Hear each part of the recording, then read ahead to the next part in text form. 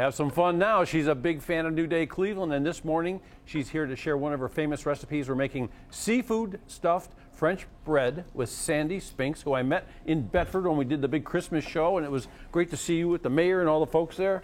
We have a lot of fun there. You do, yeah. So you're right in the middle of that. So how did you fit in with all the Bedford officials when I met you?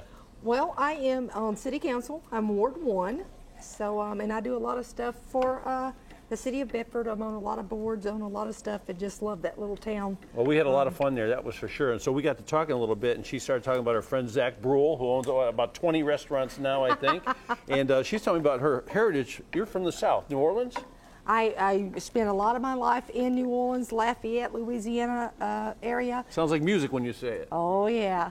That's where I learned to cook when I was about 8 years old. My grandmother, German descent, and come over when she was about 15 years old. So I learned behind the scenes on the good Southern cooking. And I'll tell you what, it smells great too. So you got some peppers and onions softened up there a little bit. Yeah. So this is your first step of making this, and so you kind of caramelize your white onions. I like to use the sweet onions, and then I like to use the colorful, like the red and the yellow bell peppers. I don't see any green peppers in there, which is sort of unusual for. You know what it is? It's sometimes at this time of the year they can be a little overpowering. Yeah. So I like to use I like to make it getting close to Mardi Gras. So I like to make it real colorful. So yeah, when I'm doing a gumbo, some of the other etouffee, jambalaya, I will do the green peppers because of the different flavors. What goes in here next? Okay, so next we're gonna go and crawfish. I usually bring it back, crawfish tails.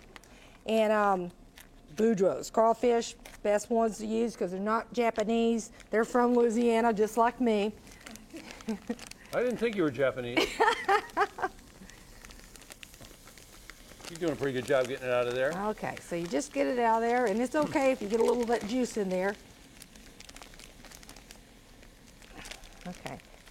And it's the simplest things that are always the hardest. Yeah, and you want to keep your crawfish a little frozen because if you thaw it out, it's not like shrimp.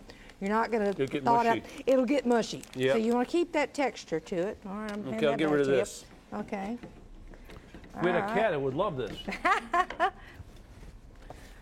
All right, we're going to put a little of my dear friend's. That's from Paul Prudhomme. Paul Prudhomme, and thanks for saying it right.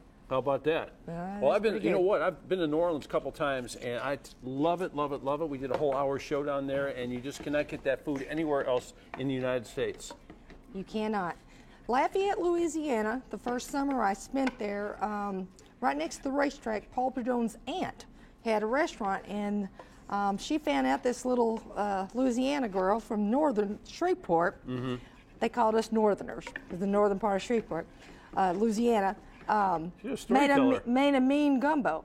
That's the first thing I learned how to cook when I was 8 years old. That's terrific. How do you get these shrimp to look like this? That's a secret. It's like Zach Brule. You're not getting my secret. Okay, well, I knew you were going to be a tough guest. Okay, so we're about a minute and a half away from finishing this up. So what goes in here next? Okay, so we're going to dump, and I got a little fresh crab meat in there too. I see White crab meat, and then it's just a lot of little seasoning and things. I like to use a little paprika. And I really use Paul's stuff. I really noticed that you don't overcook that shrimp. That shrimp's still got a little wiggle in it. It's still got a little wiggle in it. That looks great. Okay, so you get that going and just get that steamed. And then right over here is a little secret ingredient. This is a lemon-infused sea salt. Just gives it that little bit of citrus to it, little bing to it. That's not really a Louisiana thing, that's a Sandy thing. Isn't that good? It's really good. I like that idea. Okay, so we get that. One secret stolen. Okay, in just a few minutes, the secret recipe goes in there. Okay, you don't have a few minutes, so you got about a minute. All right, so you're gonna hand me a little bit more of this crab meat. Okay. Okay, that's not the secret.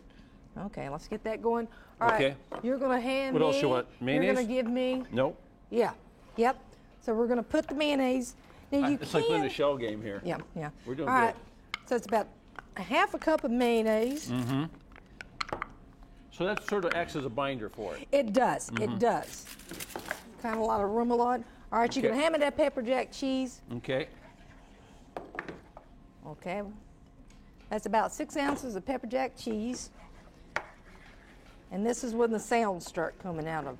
your mouth when you start going, ooh, you start smelling. She said, watch it. I make noises when I cook because I like the way it smells and tastes. I'll tell you what, we're going to continue to work on this a little bit. Okay. And Natalie's going to talk to Dave over here, and then we'll come back and we'll show you how to stuff this sandwich. Okay.